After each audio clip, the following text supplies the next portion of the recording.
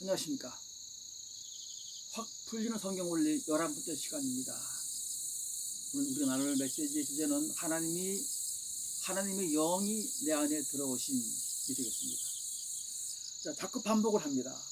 인간이 믿음을 얻는 것, 구원을 얻는 것, 다시 태어나는 것은 같은 의미이며 인간과 하나님이 서로 상대를 인격적으로 만나는 것입니다. 자, 지난 메시지에서 탕자와 아버지가 만나는 장면을 떠올려 보십시오. 누가복음 15장은 물리적으로 실제적인 장면을 비유한 것입니다. 이 장면은 구원의 원리입니다. 인간의 준비가 되면 하나님은 오선발로 뛰어나와 맞이해 주신다는 것입니다. 자, 구원의 원리는 이렇게 간단합니다. 그런데 우리의 구원은 물리적으로 하나님을 만나는 것이 아니라 보이지 않는 하나님을 만나는 데 있습니다. 자, 상대방의 하나님이 보이지 않으면 내가 지금 어디쯤 와 있는지, 아버지 집이 보이는 데까지 왔는지 나 자신이 알지 못합니다. 그래서 대충 유턴해서 대충 회개해서 아버지를 만났다고 착각하기도 하고 또 성급하게 영접 기도를 하는 것입니다. 저는 참으로 하나님이 우리 인간의 눈에 보였으면 좋겠습니다. 하나님이 보이면 그러면 인간은 누구나 자신을 부인하고 낮추어서 보이는 하나님에게로 나아갈 것이 아니겠습니까? 그런데 안타깝게도 하나님은 보이지 않습니다. 아니, 볼 수가 없어요. 마치 태양은 존재하지만 너무나 빛이 강해서 우리는 태양을 똑바로 쳐다볼 수가 없는 것 같습니다.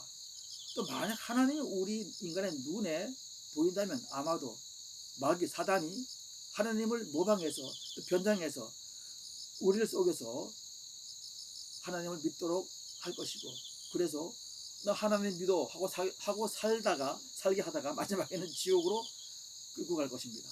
그러니 하나님이 보이지 않는 것이 좋습니다. 그것이 맞습니다. 자, 어쨌든 하나님이 보이시지 않기 때문에 나 자신은 과연 하나님 만났는가 자신에게도 질문을 하게 되는 것입니다. 자, 이쯤에서 하나님의 속성을 이제 배울 때가 됐습니다. 자, 속성이란 어떤 대상이 가지고 있는 성질을 말합니다. 성경에 나타나 있는 하나님의 속성을 학문적 용어인 신학으로 설명을 드린 바가 있습니다. 자, 학문적 용어로 삼위일체가 그것입니다. 삼위일체, 셋인데 하나라는 의미입니다. 하나님은 한 분이지만 세 분의 인격으로 존재한다는 것입니다. 첫째는 하나님 자신이고, 두 번째는 하나님이 육신으로 오신 예수 그리스도이며, 즉 하나님 아들이죠. 예, 아들이신 하나님. 또 마지막 세 번째는 하나님의 영입니다. 자, 지난 메시지에서는 하나님의 영을 제가 얘기하지 않았습니다.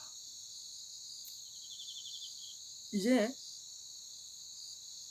때가 됐습니다. 이 셋은 서로 다른 일을 하지만 그 본질은 한 분이십니다. 자, 쉽게 비유하면 저는 한 아내의 남편이지만 또 어머니 아들도 됩니다. 그리고 또 동시에 두 아이의 아버지입니다. 저는 한 사람이지만 그 역할에 따라서 남편도 되고 아들도 되고 아버지도 됩니다. 그럼 제가 셋입니까? 아닙니다. 저는 하나입니다. 한 사람입니다. 자, 지난 메시지에서 삼위일체 비유를 태양으로 설명해 드렸습니다. 자, 태양이 하나님을 비유하면, 자, 태양에서 나오는 빛은 인간으로 오신 예수 그리스도라고 했습니다. 자, 실제로 성경은 예수 그리스도를 빛이라고 묘사합니다. 태양은 빛을 보내서 이 세상을 밝혀주지요. 그러나 태양이 하는 일은 또 있습니다.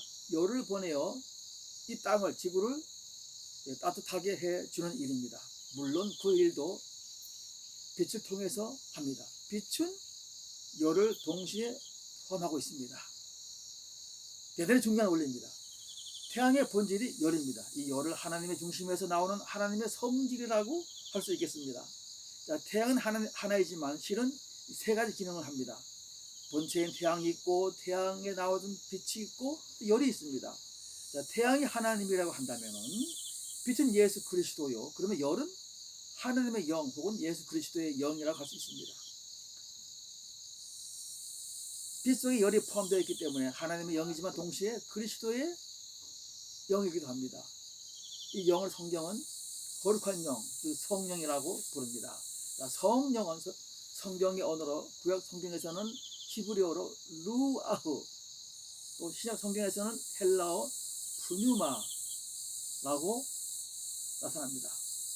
숨 혹은 바람이라는 의미를 갖습니다. 하나님은 전능하시기 때문에 지금 하나님의 영이 마치 하나님의 숨을 쉬는 것처럼 바람으로 온 우주의 지상에 계시다 하는 것입니다. 성경의 역사를 보면은 처음 구약 성경 시대에는 구원이 동토하는 시대였기 때문에 지상에 성령이 계시기는 하셨지만 드러나지는 않았습니다. 그러나 신약 성경이 시작되고 예수 그리스도가 오시고 십자가에서 죽으시고 부활하시고 승천하셨습니다. 또 이 지상에는 아무도 계시지 않죠. 또 원래적으로 그러니까 성령이 지상에, 예수 그리스도의 영이신 성령이 지상에 오셔야 하는 것입니다. 그래서 성경의 역사는 성령이 지상에 오시는 강림하시는 사건을 공개적으로 큰 사건으로 기록하고 있습니다. 지금은 성령의 시대입니다. 교회는 성령의 보호와 통치를 받고 있습니다. 물론 성령은 예수 그리스도의 영이시죠. 예수 그리스도와 같습니다. 동일합니다. 원리적으로 이 빛 속에 동시에 열이 포함되어 있다는 것입니다. 자, 실험 하나 해볼까요? 예, 초등학교에서 하는 것입니다. 볼록 렌즈를 들어 올려 돋보기와 같죠? 돋보기를 태양에 맞추어 빛을 통과하게 합니다. 그러면 빛이 렌즈를 통과하여 빛이 모아져서 초점이 생깁니다. 그리고 몇 초가 지나면 초점에 불이 붙어서 불이 탑니다. 왜 그럴까요? 빛 속에 열이 있기 때문입니다. 이 열이 모아지니까 뜨거워서 불이 붙는 것입니다. 이 실험은 인간의 마음을 열고 마음을 주님 예수 그리스도에게 집중하면은 예수 그리스도의 영이 인간의 마음을 열고 인간의 마음 속으로 들어오시는 것입니다. 빛이신 예수 그리스도를 모셔드리면 빛 속에 있는 뜨거운 열이, 그 성령이 인간의 중심을 뜨겁게 녹여서 말하자면 새로 태어나게 하시는 것입니다. 자, 이해가 되십니까? 자, 누가복음에서의 물리적 상황을 적용하면 인간의 마음을 들고 주님께 향하면 주님은 성령으로 인간의 마음에 들어오십니다. 새로운 창조가 일어나는 것입니다. 하나님과 예수 그리스도의 영이신 성령이 인간의 속으로 들어와 인간이 다시 태어나는 것이 구원입니다. 그래서 두 번 태어난다는 거듭남, 본 어게인이라고 하는 것입니다.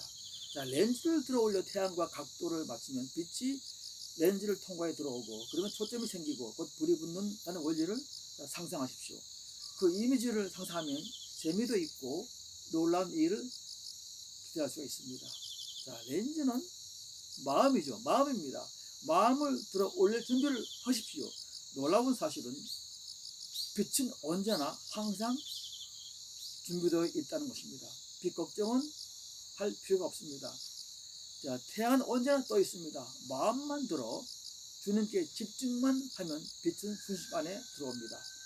마음을 들어 올리기가 그것이 힘이 드는 것입니다. 마음이 얼마나 무거운지요. 아마 지구의 무게만큼 될 것입니다. 내 마음을 내가 지배하면 됩니다. 마음은 내 것이기 때문입니다. 자, 여기서 구원은 두 개의 방향에서 진행이 됩니다. 자, 성령이 인간을 구원하시는 방법은 두 개의 방향에서 진행이 됩니다. 다음 메시지를 주목해 주시기 바랍니다. 감사합니다.